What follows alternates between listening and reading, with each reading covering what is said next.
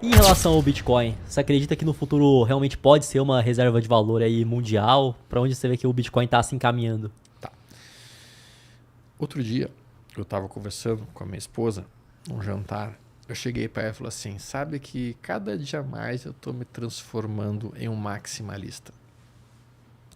Aí minha esposa olhou assim, que tipo de tara sexual é essa? Eu falei, não, calma, isso não tem nada a ver com perversão, não te preocupa. Um maximalista é o sujeito que acha que no fundo a única coisa que tem real valor é o Bitcoin. Uhum. Nada mais tem real valor. Dólar, libra, franco, euro, yuan, ações, nada mais. Somente o Bitcoin. E por que isso? Porque o Bitcoin tem uma reserva limitada. O Bitcoin tem uma oferta limitada. Não existirá mais do que 21,2 milhões de Bitcoins no mundo. Não vai existir isso. Uhum. Não tem como. E a cada 4 anos, E a cada 4 anos diminui ainda pela mais. metade a recompensa. Uhum. O nível de inflação do Bitcoin hoje anual está em 1,7%. Então a gente está produzindo 1,7% de Bitcoin a mais por ano. Já é menos que o ouro já, Já é né? menos que o ouro. Menos que o ouro. É menos que a inflação vigente e já é menos que o ouro. Uhum. E no próximo halving vai ser menos ainda. Sim. Então nós estamos chegando em um momento em que, cara, é isso. Tá. E por que isso é importante?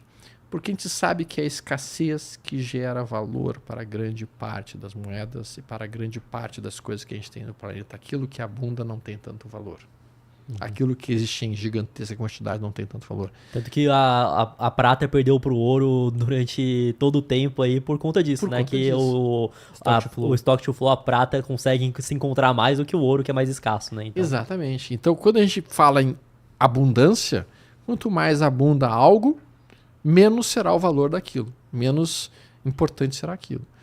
E aí, quando a gente olha isso e entende, por exemplo, se vocês pegarem inclusive a quantidade de dólares que foram impressos em 2020 até hoje, pós-pandemia, 50%, a metade dos dólares que circulam no mundo hoje foram impressos em 2020 em diante. uhum.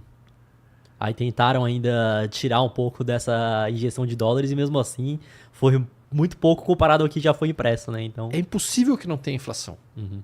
Porque tu simplesmente é como se o governo tivesse ido no bolso do cara que tem 100 dólares ali e tirou metade do dinheiro dele.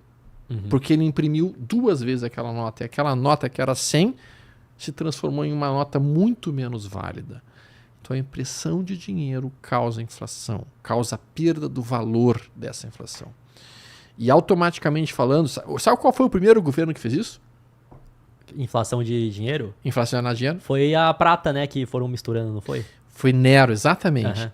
Nero, no Império Romano, que dizem que foi o início do final do Império Romano, porque naquela época as moedas eram, os denários, eles eram feitos de prata. Uhum. Então o denário tinha 10 gramas de prata. O que ele fez? Ele recolheu todos os denários de circulação, fundiu e emitiu a mesma quantidade de denários, só que com 5 gramas de prata. Aham. E aí foram colocando cobre até o E aí momento foram que a colocando prata cobre, foi mudando cobre, até de cobre. cor. Aham. Exatamente. E isso foi o processo de inflação que acontecia em Roma e que acabou levando a fim do Império Romano. Bom, então quando os Estados Unidos imprime metade dos dólares do mundo em menos de 5 anos, isso é uma destruição completa do poder de compra. O Bitcoin não tem isso. O Bitcoin vai cada vez menos, imprimindo menos, até que chega um momento que não vai mais ter. Uhum. Então vai chegar naquele limite. Isto já é um processo de aumentar o valor por si só.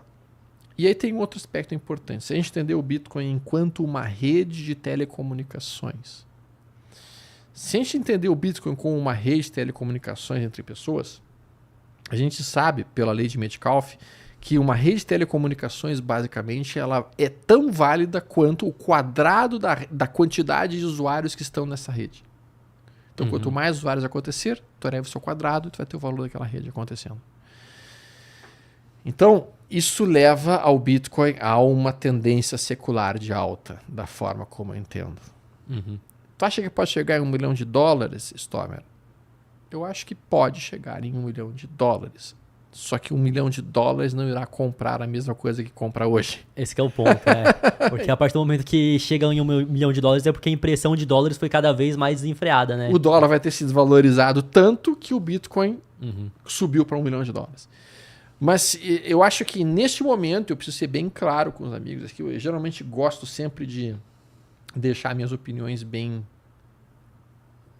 objetivas, eu não gosto de ficar em cima do muro. Nesse momento, na minha opinião, é talvez o melhor momento dos últimos 3 anos para comprar Bitcoin, neste atual ponto. Em torno de 76 a 78, 79 mil dólares. Na minha opinião, antes do final do ano,